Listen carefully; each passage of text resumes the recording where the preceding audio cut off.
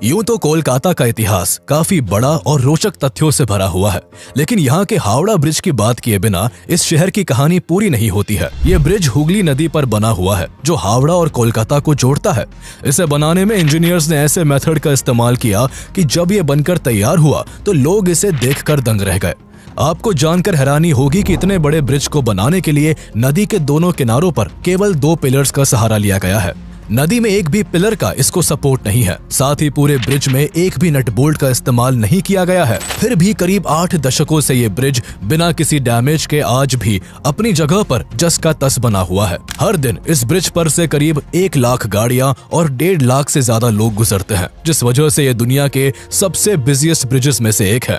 Second world war के दौरान 1942 से 1943 के बीच जापान ने कलकत्ता पर कई बार बमबारी की, जिसमें हावड़ा ब्रिज को भी निशाना बनाया गया था, लेकिन जापान की बमबारी से ये ब्रिज बच निकला। पर हैरान करने वाली बात यह है कि जो ब्रिज जापान की बॉम्बिंग से बच गया, उसे आज की डेट में पान और गुटखा खाने वाले लोगों ने बिगाड़ कर रख दिया है। आज की कहानी है world famous and one of the best engineering constructions Howrah bridge की, जिसका नाम तो सबने सुना है, लेकिन इसके करीब 150 साल पुराने इतिहास और इसके बनने की दिलचस्प कहानी के बारे में बहुत कम लोग ही जानते हैं। कोलकाता में एंट्री के लिए ब्रिटिश काल के इस आइकॉनिक ब्रिज से गुजरना भी एक अनुभव है। यह ब्रिज इंडिया की सबसे बड़ी रिवर ब्रिज और सबसे व्यस्त ब्रिजों में से एक ब्रिज है। जब ये ब्रिज पूरा हुआ तब ये देश का पहला और दुनिया का तीसरा ऐसा ब्रिज था। हावड़ा ब्रिज की सबसे बड़ी खासियत ये है कि ये ब्रिज जो है वो पूरी दुनिया से कोलकाता को जोड़ता है। 18th सेंचुरी के मिड तक अंग्रेजों ने लगभग पूरे भारत पर अपना कब्जा कर लिया था।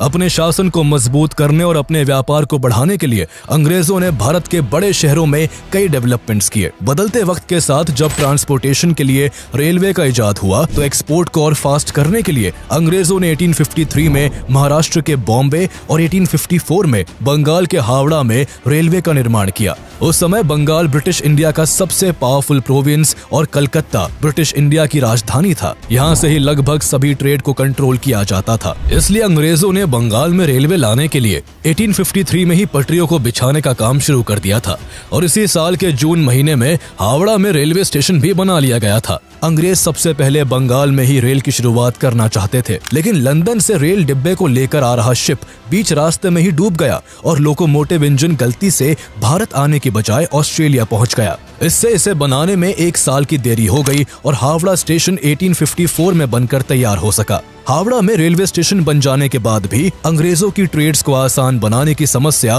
पूरी तरह सॉल्व नहीं हो सकी थी, क्योंकि अब भी उनके लिए हावड़ा और कलकत्ता के बीच बहने वाली हुगली नदी बाधा बन रही थी। हावड़ा में अंग्रेजों ने अपनी कई फैक्ट्रीज लगा रखी थी। ऐसे में उन्हें नदी के रास्ते जहाजों से सामान को एक जगह से दूसरी जगह भेजने में काफी दिक्कतों का सामना करना पड़ता था। बरसात के समय में जब हुगली नदी का वाटर लेवल बढ़ जाता था तो अंग्रेजों को अपना व्यापार कुछ दिनों के लिए मजबूरन बंद करना पड़ता था। अंग्रेजों को हावड़ा से कलकत्ता अपना माल ढोने के लिए हुगली नदी में कई जहाजों को चलाना पड़ता था, जो उनके लिए काफी कॉस्टली और समय की बर्बादी भी होता था। वहीं हुगली रिवर में फ्लड आने से कई बार उनका रॉ मटेरियल भी खराब हो जाता था। कई बार हुगली क्रॉस करने के दौरान उनका जहाज बीच नदी में पलट जाता। हुगली नदी ब्रिटिशर्स के साथ साथ आम लोगों के लिए भी परेशानी की वजह बनी हुई थी, जिन्हें हावड़ा और कलकत्ता आने जाने में भारी समस्या से जूझना पड़ता था। जब से हावड़ा स्टेशन बना था तब से प्रॉब्लम और भी उभर कर सामने आने लगी थी। लोकल से लेकर विदेशी लोगों तक सभी को कलकत्ता से हावड़ा पहुंचकर ट्रेन पकड़ने के लिए इस नदी को नाव के जरिए पार करना पड़ता। खराब मौसम में उनका ये सफर कभी बेहद मुश्किल तो कभी कभी रद्द भी हो जाता था। ब्रिटिशर्स इसका परमानेंट सॉल्यूशन चाहते थे, इसलिए उन्होंने हुगली नदी पर एक ब्रिज बनाने का सोचा। इसी प्लानिंग के लिए 1855 में एक कमेटी बनाई गई, जिसने कई ब्रिज कंस्ट्रक्शन प्लान्स भी बनाए, लेकिन किसी के ऊपर विचार नहीं किया गया।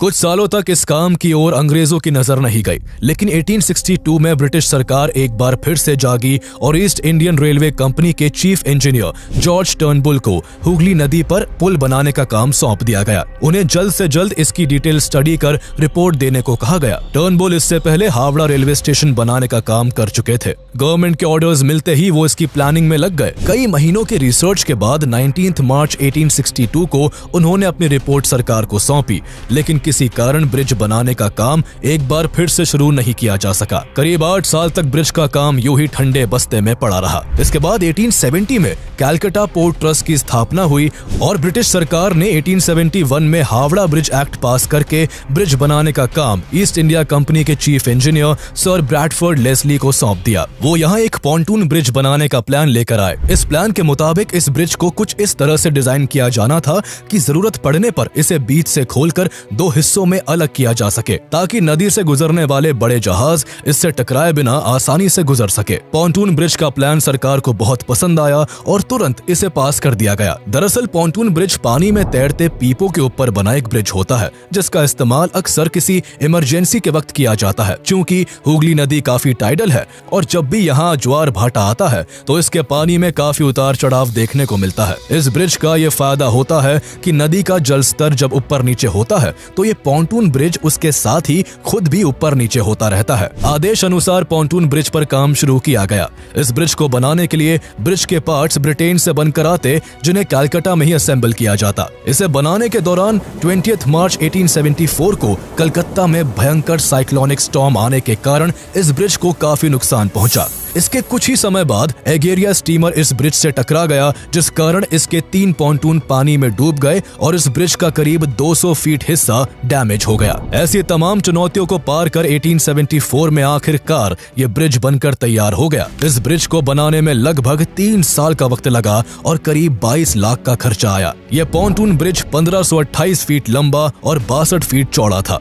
इस पर आम लोगों के चलने के लिए 7 फीट का रास्ता भी बनाया गया, जिसे 17 अक्टूबर 1874 को सभी के इस्तेमाल के लिए खोल दिया गया। इसके बाद हुगली नदी से जब भी कोई बड़ा जहाज गुजरता तब इस ब्रिज को बीच से खोल दिया जाता था। इस तरह काम तो चलने लगा था, लेकिन ब्रिटिश गवर्नमेंट ने इसे टेम्पररी इस्तेमाल के लिए बनवाया था। इसके बनने के बाद हावड़ा और कलकत्ता के बीच ट्रैवल करना काफी आसान हो गया था। इस ब्रिज का इस्तेमाल लाखों लोगों के द्वारा किया जाने लगा। लगातार अपनी कैपेसिटी से कई गुना अधिक भार झेलने के कारण धीरे धीरे ये ब्रिज कमजोर पड़ने लगा, लेकिन ब्रिटिशर्स ने इसकी हालत पर कोई ध्यान नहीं दिया और आगे भी कई सालों तक इसे इस्तेमाल किया जाता रहा। गाड़ियों और लोगों के लिए हुगली नदी पार करने के लिए पॉन्टून ब्रिज तो रास्ता दे चुका था, लेकिन अब भी कलकत्ता की कनेक्टिविटी रेलवे से नहीं हो पाई थी। ब्रिटिश गवर्नमेंट कलकत्ता को दूसरे स्टेट्स के शहरों से रेलवे द्वारा कनेक्ट करना चाहती थी। रेलवे ब्रिज के डिजाइन और उसकी प्लानिंग का काम भी पॉन्टून ब्रिज को बनाने वाले chief engineer sir Bradford Leslie को सौंप दिया गया।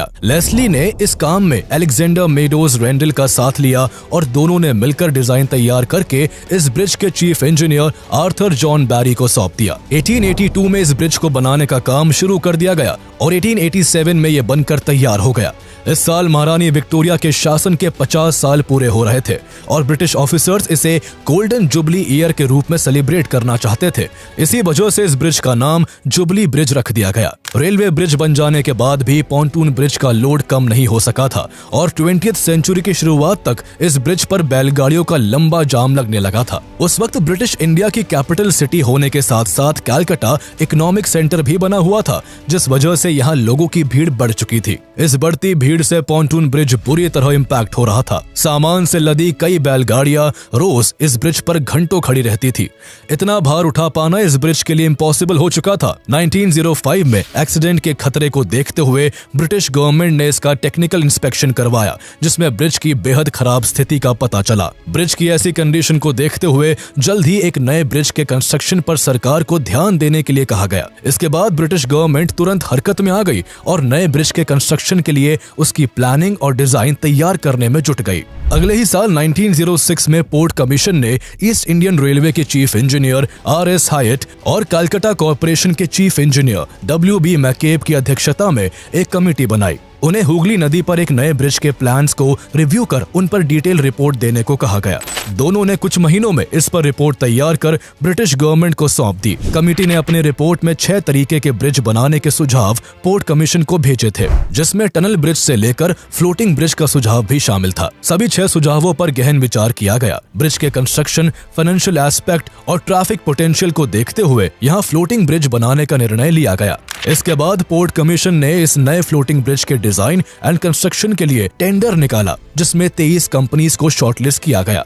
इन कंपनीज को ब्रिज की डिजाइन बनाकर कमेटी को सौंपना था और सबसे बेस्ट डिजाइन बनाने वाली कंपनी को 3000 पाउंड का इनाम मिलना था। इन सभी कंपनीज ने अपनी डिजाइन्स को सबमिट किया, जिसमें से कमिटी को एक जर्मन कंपनी की डिजाइन पसंद आई, लेकिन उसे भी लोकेशन के हिसाब से अप टू मार्क ना मानते हुए ड्रॉप कर दिया गया। जहां नए ब्रिज पर प्लानिंग चल रही थी, तो वही बंगाल उस समय एक बड़ी राजनीतिक उथल पुथल से गुजर रहा था। लॉर्ड कर्जन के बंगाल पार्टीशन के फैसले के बाद हो रहे आंदोलनों के कारण नए ब्रिज के कंस्ट्रक्शन का काम शुरू नहीं हो सका। कई सालों तक ब्रिज का काम इसी तरह अटका रहा और साल 1911 आ गया। इस साल अंग्रेजों ने कलकत्ता की जगह दिल्ली को भारत की राजधानी बनाने का निर्णय लिया। राजधानी चेंज होने के कारण एक बार फिर पुल के कंस्ट्रक्शन का काम शुरू नहीं हो सका। पुल के काम में अड़ंगा डालने की रही सही कसर को फर्स्ट वर्ल्ड वॉर ने पूरा कर दिया, जिसके चलते 1914 से लेकर 1918 तक British government first world war में उलझी रही, जिस कारण अंग्रेजों का ध्यान उस ओर नहीं जा सका। इस दौरान 1917 में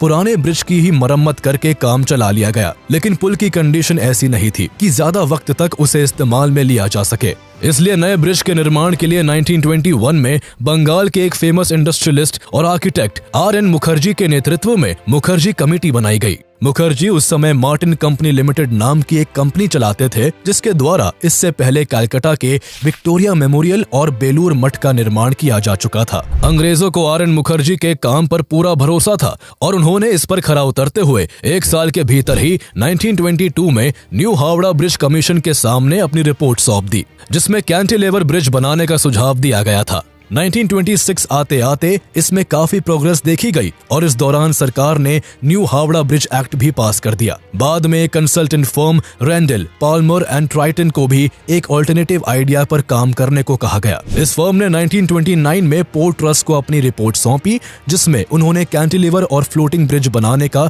एक ऑल्टरनेटिव आइडिया सुझाया। इसके बाद 1930 में गुड कमेटी बनाई गई और उन्हें इस नए ब्रिज को बनाने का काम सौंपा गया। 1930 में ही गुड कमेटी ने अपनी रिपोर्ट पोर्ट कमीशन को सौंप दी, जिसमें उन्होंने रेंडल, पाल्मर एंड ट्राइटन के प्रपोजल को लेकर आगे बढ़ने और suspension type balanced cantilever bridge बनाने का कहा। इसके बाद इस फर्म ने नए ब्रिज की डिजाइन तैयार कर कमेटी को सौंप दी। इस कमेटी ने नए ब्रिज को बनाने के लिए टेंडर निकाले। टेंडर में सबसे कम बोली एक जर्मन कंपनी ने लगाई, लेकिन जब तक बात आगे बढ़ती तब तक 1935 आ गया था। उस समय तक जर्मनी और ब्रिटेन के बीच रिश्ते बेहद खराब होने लगे थे, जिस कारण इस कंपनी को कॉन्ट्रैक्ट नहीं दिया गया। टेंडर में लगाई गई बोली के आधार पर इसे बनाने का काम एक British company Cleveland bridge and engineering company limited को सौंप दिया गया। 1935 में ही सरकार ने इस नए ब्रिज के कंस्ट्रक्शन के लिए न्यू हावड़ा ब्रिज एक्ट को अमेंड किया, जिसके बाद 1936 में Cleveland bridge and engineering company limited ने न्यू हावड़ा ब्रिज का कंस्ट्रक्शन शुरू कर दिया। साथ ही पोर्ट कमीशन ने इसके फैब्रिकेशन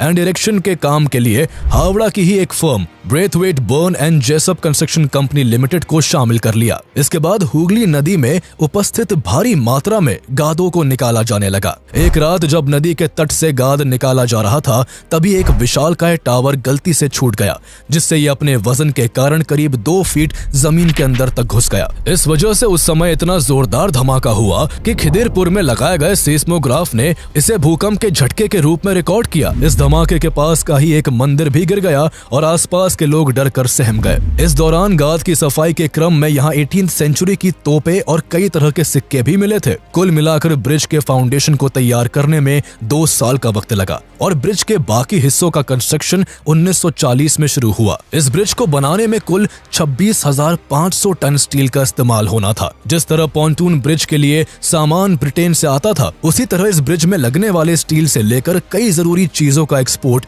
ब्रिटेन से ही होना था। लेकिन सेकेंड वर्ल्ड वॉर में उलझे होने के कारण ब्रिटेन केवल 3,000 टन स्टील की सप्लाई ही कर पाया। ऐसे में इस ब्रिज के काम को जारी रखते हुए करीब 23,500 टन स्टील की सप्लाई टाटा स्टील ने की थी। 4 सालों तक लगातार दिन रात काम करने के बाद आखिरकार 1942 में ये ब्रिज बनकर तैयार हुआ। इसे बनाने में तब 2.5 करोड़ रुपए का खर्चा आया था। उस समय ये ब्रिज दुनिया का तीसरा सबसे लंबा कैंटिलीवर ब्रिज था।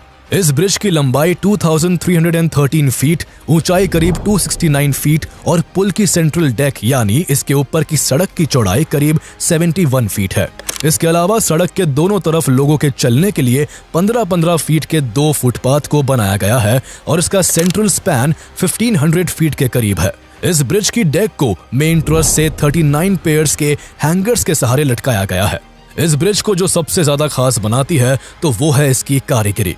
इसमें स्टील की प्लेटों को जोड़ने के लिए एक भी नट बोल्ट का इस्तेमाल नहीं किया गया है। पूरे ब्रिज को केवल धातु की बनी कीलों और वेल्डिंग के सहारे जोड़ा गया है। आपको जानकर हैरानी होगी कि ये पूरा का पूरा ब्रिज नदी के दोनों किनारों पर केवल 280 फीट ऊंचे 2 पिलर्स के सहारे ही खड़ा है। इसके दोनों पिलर्स के बीच की दूरी 1500 फीट के आसपास की है। दोनों पिलर्स के अलावा इस ब्रिज को सपोर्ट करने के लिए बीच में कुछ भी नहीं लगाया गया है। फिर भी बनने के बाद से आज तक ये ब्रिज जस का तस बना हुआ है। अपनी इसी खास बनावट के कारण ये ब्रिज लाखों लोगों को अपनी ओर आकर्षित करता है। लोग इस बात से हैरान होते हैं कि इतना विशालकाय ब्रिज इतने मिनिमम सपोर्ट पर इतने सालों से कैसे टिका हुआ है। दरअसल ब्रिज के निर्माण के वक्त ही सरकार ने कंस्ट्रक्शन कंपनी को सख्त निर्देश दिए थे कि इस ब्रिज को बनाने के लिए नदी में कम से कम पिलर्स का इस्तेमाल किया जाए, ताकि नदी से गुजरते बड़े जहाज पिलर से टकरा ना जाए। उस समय हुगली नदी के सहारे ही अंग्रेजों का सारा माल सप्लाई किया जाता था और ज्यादा पिलर्स के इस्तेमाल से शिप का इन पिलर से टकराने का डर था। हावड़ा ब्रिज कोलकाता को हावड़ा रेलवे स्टेशन से भी जोड़ता है, इसलिए बाद में इसे गेटवे टू कोलकाता के नाम से भी जाना जाने लगा। ये ब्रिज न केवल सरकार के लिए एक बहुत बड़ी कामयाबी था, बल्कि कलकत्ता और हावड़ा के लोगों के लिए भी बहुत बड़ी उपलब्धि था। लेकिन उस वक्त इस शानदार ब्रिज को बिना किसी इनॉग्रेशन के ही चालू कर दिया गया था। दरअसल उस समय सेकेंड वर्ल्ड वॉर चल रहा था और ब्रिटेन को डर था कि जापानीज एयरफोर्स कहीं कलकत्ता पर अटैक ना कर दे, इसलिए ब्रिटिश गवर्नमेंट ने चुपचाप बिना किसी इनॉग्रेशन के ही इस ब्रिज को पब्लिक के लिए खोल दिया था। 20 दिसंबर 1942 की रात ब्रिटिश गवर्नमेंट का ये शक यकीन में बदल गया, जब अचानक से शहर के ऊपर जापानी लड़ाकू विमान मंडराने लगे और देखते ही देखते जापानीज एयरफोर्स के विमानों ने इस ब्रिज के आसपास बमबारी शुरू कर दी। इस बॉम्बिंग में इसके आसपास के क्षेत्रों में काफी नुकसान हुआ। दरअसल उस समय चाइना और जापान के बीच युद्ध छिड़ा हुआ था। वहीं ब्रिटेन और अमेरिका चाइना को सपोर्ट करते हुए युद्ध का सामान सप्लाई कर रहे थे, ताकि वो एशिया में सुपर पावर के रूप में उभरते जापान को काउंटर कर सके। चाइना को वेपन सप्लाई के लिए उस समय एक ही रास्ता था जो भारत से होकर जाता था। जापान की नजर अमेरिका और ब्रिटेन की इसी सप्लाई चेन को तोड़ने पर थी। उस समय हावड़ा ब्रिज के ठीक बगल में ही एक फेमस पोर्ट हुआ करता था। जापानीज एयरफोर्स हावड़ा ब्रिज के साथ साथ इस पोर्ट को भी तबाह करना चाहती थी, लेकिन जापानीज एयरफोर्स ने काउंटर अटैक के डर से हमला रात के वक्त किया। रात के अंधेरे में जापानीज एयरफोर्स का निशाना चूक गया और बम हावड़ा ब्रिज की जगह एक होटल पर जा गिरा, जिससे आसपास के क्षेत्रों में तो काफी हानि हुई, लेकिन किस्मत से हावड़ा ब्रिज को कोई नुकसान नहीं पहुंचा। सेकेंड वर्ल्ड वॉर खत्म होने के करीब 2 साल बाद 1947 में भारत अंग्रेजों से आजाद हो गया और हावड़ा ब्रिज का मालिकाना हक भारत के पास आ गया। आजादी के बाद इस ब्रिज का इस्तेमाल काफी बढ़ गया था। उस समय कलकत्ता और हावड़ा को कनेक्ट करने के लिए ये एकमात्र ब्रिज हुआ करता था। 1993 से पहले तक इस ब्रिज पर ट्रैम भी चला करती थी, लेकिन अन्य गाड़ियों से पड़ने वाले बेतहाशा लोड के कारण 1993 में इसे बंद कर दिया गया। अपने यूनिक स्ट्रक्चर और इम्पोर्टेंस के चलते ये ब्रिज इतना पॉपुलर हुआ कि देश और विदेश के कई फिल्म डायरेक्टर्स ने इस ब्रिज को अपनी फिल्मों में दिखाया। 1965 में इस हावड़ा ब्रिज का नाम महान पोएट रविंद्रनाथ टैगोर के ऑनर में उनके नाम पर रविंद्र सेतु कर दिया गया, लेकिन आज भी लोगों की जुबान से इसका पुराना नाम नहीं उतर पाया है और लोग इसे हावड़ा ब्रिज के नाम से ही जानते हैं। 1970 के दशक तक बंगाल की बढ़ती आबादी और कमर्शियल एक्टिविटीज में आई तेजी के बाद इस ब्रिज पर दबाव काफी बढ़ गया था। इसके बाद हुगली नदी के ऊपर एक नए ब्रिज की जरूरत महसूस की जाने लगी। 20 मई 1972 को प्राइम मिनिस्टर इंदिरा गांधी ने हुगली नदी पर एक और ब्रिज की फाउंडेशन रखी। हालांकि 1979 में जाकर इसका कंस्ट्रक्शन शुरू हुआ और ये ब्रिज 1992 में पूरी तरह से बनकर तैयार हो सका। इस ब्रिज का नाम बंगाल के great social reformer Ishwar Chandra Vidyasagar के नाम पर विद्यासागर सेतु रखा गया, जिसे सेकंड हुगली ब्रिज के नाम से भी जाना जाता है। भले ही विद्यासागर सेतु बन जाने से हावड़ा ब्रिज पर पड़ने वाले लोड में कमी आई थी, लेकिन लगातार कई दशकों के इस्तेमाल के बाद अब हावड़ा ब्रिज डैमेज होने लगा है। इसके पिलर्स और बॉडी पर जगह जगह जंग लग चुकी है। लंबे समय तक इसे इस्तेमाल में रखने के लिए वेस्ट बंगाल गवर्नमेंट इसके मेंटेनेंस पर खासा ध्यान दे रही है। हावड़ा ब्रिज के रखरखाव और सिक्योरिटी का जिम्मा कोलकाता पोर्ट ट्रस्ट के हाथों में है, लेकिन कई कोशिशों के बावजूद इस ब्रिज को नुकसान पहुँचने से नहीं बचाया जा सका। ऐसा ही एक उदाहरण साल 2005 में देखने को मिला, जब 24 जून 2005 को एक कार्गो शिप MV मणि हुगली नदी से गुजरने के दौरान हावड़ा ब्रिज से टकरा गई। इस टकराव से ब्रिज के 40 क्रॉस ग्रिडर्स टूट गए और इसके 2 ट्रॉली गाइड भी टेढ़े हो गए थे। बाद में इसे रिपेयर करवाने में करीब 8 टन स्टील की जरूरत पड़ी और कोलकाता पोर्ट ट्रस्ट को इस पर 50 लाख खर्च करने पड़े थे। रिपेयरिंग के बाद ब्रिज का यह हिस्सा तो ठीक हो गया था, लेकिन एक चीज थी जो इस ब्रिज को धीरे धीरे खोखला करती जा रही थी। ब्रिज के पायों समेत कई हिस्सों में बुरी तरह जंग लगने लगी थी, जो लगातार बढ़ते ही चले जा रही थी। कोलकाता पोर्ट ट्रस्ट ने जब जंग लगने के कारणों और उसके नुकसान का पता करने के लिए साल 2011 में इस ब्रिज का इंस्पेक्शन किया, तो बहुत ही हैरान करने वाली बात सामने आई। इंस्पेक्शन रिपोर्ट से पता चला कि इसके खंभों में जंग लगने के कारण इसकी मोटाई लगभग आधी हो चुकी है और पुल में लगे हैंगर की मोटाई 6 मिलीमीटर से घटकर केवल 3 मिलीमीटर रह गई है। इतने बड़े नुकसान के पीछे पान मसाले और गुटखे की पीक सबसे बड़ा कारण थी। पान और गुटखा खाने वाले लोग ब्रिज से गुजरते हुए वही थूकते हुए निकल जाते हैं, जिस कारण पान में पाए जाने वाले केमिकल से स्टील के साथ रिएक्शन होता है और ब्रिज में जंग लग जाता है। सेंट्रल फोरेंसिक साइंस लैब के डायरेक्टर चंद्रनाथ भट्टाचार्य का कहना है कि थूक के साथ मिलकर पान और चूना में मौजूद चीजें स्टील पर एसिड के जैसा असर करती है और इसे काफी तेजी के साथ कमजोर कर देती है। पोर्ट ट्रस्ट को इसे जंग से बचाने के लिए पिलर्स के किनारे पर फाइबर ग्लास लगाना पड़ा। पान और गुटखे के अलावा एटमॉस्फेरिक कंडीशंस और बायोलॉजिकल वेस्ट ने भी इस ब्रिज को नुकसान पहुंचाया है। इसके अलावा इस ब्रिज में सालों से लाखों पक्षी अपना घर बनाकर रहते आए हैं और इस दौरान वो रोज इस ब्रिज के जॉइंट और बॉडी पर एक्सक्रीटा करते हैं, जिससे धीरे धीरे इसके एक्सक्रीटा में पाए जाने वाले केमिकल से ब्रिज कमजोर होता जा रहा है। पक्षियों के एक्सक्रीटा से होने वाले डैमेज से बचाने के लिए कोलकाता पोर्ट ट्रस्ट इस ब्रिज को रेगुलर बेसिस पर साफ करवाता है। इसके अलावा समय समय पर इस पुल पर पेंट और प्राइमर का काम किया जाता है ताकि ये ब्रिज ज्यादा लंबे समय तक बना रह सके। कोलकाता की पहचान बना हुआ ये हावड़ा ब्रिज आज 80 से ज्यादा सालों बाद भी लोगों के काम आ रहा है। अगर सब कुछ सही रहा तो ये ब्रिज कई और दशकों तक यूं ही कोलकाता और हावड़ा की शान बना रहेगा।